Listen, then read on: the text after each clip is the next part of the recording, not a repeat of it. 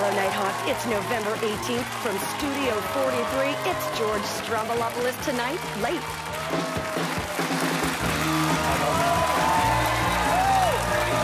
I'm Carleton. Nice to see you. Welcome back to the show. I'm your boyfriend, George Stroumboulopoulos. So excited to be with you here on this late night edition. Ooh. Back at 11:30. Still on at 7 o'clock. Love being on at 7 o'clock. So much going on in the world, and by the world I mean Canada. By the Canada, sometimes I mean Toronto. We couldn't stay away, so we're going to come every night for you now, weeknights at 11:30. So 7 o'clock and 11:30, make sure you check it out. Tonight, very excited, the Right Honourable Joe Clark in the red chair, former Prime Minister of Canada. How exciting is that? Listen, I know that some of you old schools out there going, Joe who? Listen, Joe who is the only politician to ever defeat one of our longest-serving PMs in a federal election. That's right, he beat Pierre Trudeau. A lot of people don't know this in the octagon. It was amazing. It was so fantastic. Before we go any further, Saskatchewan and Hamilton, can you meet me on the hangover camera for a sec? Woo! How's your head? How do you feel? Saskatchewan, now you know what we feel like during daylight savings time. That's what it feels like. And listen, so the Green Riders playing a home game for the Grey Cup is going to be big. The Argos look like they had it. And then guess who showed up to the game? Yeah, this guy. That's right. Ford Nation, where partying is job one. Check this out. The Argos were actually leading at the half. Then when Ford showed up, look at that sign, by the way. Our mayor's better than your mayor. That sign could have come from almost anywhere in Canada. The Argos were leading at the half. That happened. They didn't score again. I'm not saying correlation proves causality. I'm just saying, okay? And it's very surprising. You would think that his worship would help the Argos because he certainly knows where to score. Oh, don't feel sorry for him. The Fords are in the news. It's the Debrief.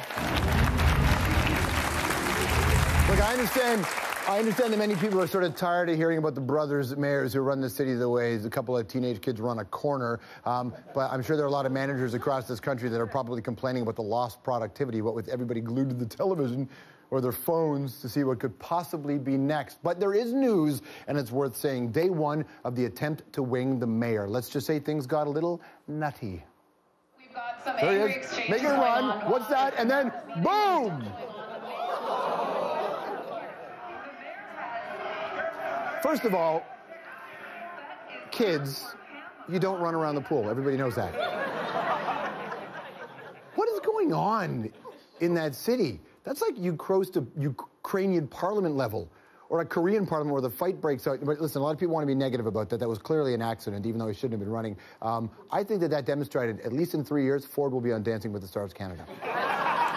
You see the dip? He dipped her, and he brought her back up. The day started, by the way, with the Fords on fire. This was dug before the meeting even started. What is happening today is an overthrow of a democratically elected mayor, illegally. This is what you see in third world nations. You don't see this in Canada. You don't see this in the United States. You don't see this in the UK. We're talking about a third world nation overthrow here. Oh, we sure are, aren't we? Couple of things, though, actually, Mr. Ford, not to be a contrarian to what you're saying. Couple of things, though. It actually does happen. It actually does happen. There have been recall votes. Things like this happen all the time. 2003, the recall of Gray Davis in California, largely bankrolled by Republican Darrell Issa, resulting in the governor. Just back in September, 2 Colorado state senators were moved in recall elections. They supported gun control legislation like the majority of the population, but the Conservatives organized a recall vote, and guess who were the only ones to show up to vote in the recall? The Conservatives and the NRA people. Your vote does matter, as we're learning in Toronto, and in the rest of Canada when this country doesn't seem to want to vote. 19 states in the United States have political removal mechanisms. So there's that. The U.S. and some of their allies also have a more complex foreign political removal mechanism as well. I think the official terminology is called the military. And listen, it's not what's happening in third world nation, because what they're doing in the City Council of Toronto is actually within their legal power. And yes, recalls don't happen that often. Do you know why they don't happen that often? Because most of the time when politicians get caught doing a fifth of what Rob Ford has admitted to doing, they resign. That's why. Because most of those politicians either have shame forced on them or they have it themselves. These guys don't. Smoking crack, drinking and driving, buying illegal drugs, admitting to all of them and saying they're mistakes. They're not mistakes, by the way. Smoking crack is not a mistake. It's a choice. Drinking and driving is an ill-advised move. It's not a mistake. It's a choice. Hitting send before you proofread that text message at 2 in the morning, that's a mistake. Dropping the pea dizzle live on TV while people are still eating their breakfast, that's not a mistake. That's just amazing. Hey, look. Listen.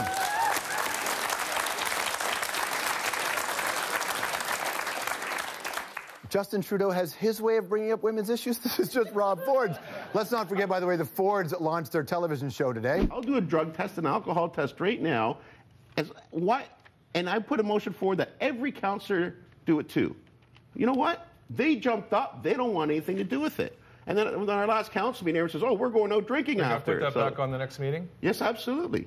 I don't want to do this. I'm not a rat, Joe. You know what? I know people party on the side. I know lawyers, doctors, everybody has a good time. You know who's done it? Anybody on I'm not going to name names. That's not. Why not? Your name is out there. Because let them vote on it and see who comes forward and who doesn't. You know what that is right there? You know what that is right there? Oh, look, everybody. You know what they're not? They're not the mayor. The mayor has no excuse for the things that he's done. It's unbelievable. I have high hopes for that show on Sun News Network. Mr. Mayor, you're always welcome to come sit in our red chair. And by the way, I'm sure I could also get you on an episode of Stephen and Chris, if you so choose. Hey,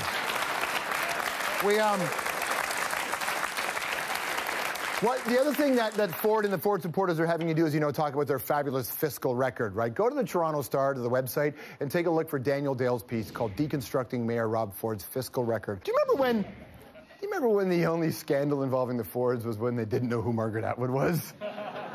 Those were the good days. Speaking of, happy birthday to you. Happy birthday. Margaret Atwood! Margaret Atwood is celebrating. Oh, man. Together, her and I have made such beautiful music. Okay, that's a disaster. Pull that down. Happy 21st birthday, Margaret. I know that Doug's not a fan, but I'm pretty sure Rob has at least read The Edible Woman. Before we go, Margaret Atwood deserves so much credit. It is also the birthday of someone who's not as famous, but a pretty big deal, the late, great Les Lie. If Les was alive today, he'd be celebrating his birthday. If you don't know him, he was a Canadian TV icon from You Can't Do That on television, played all the male adult characters. If you don't know who Les is, it's not your fault. It's your legal guardian's fault. I heard that.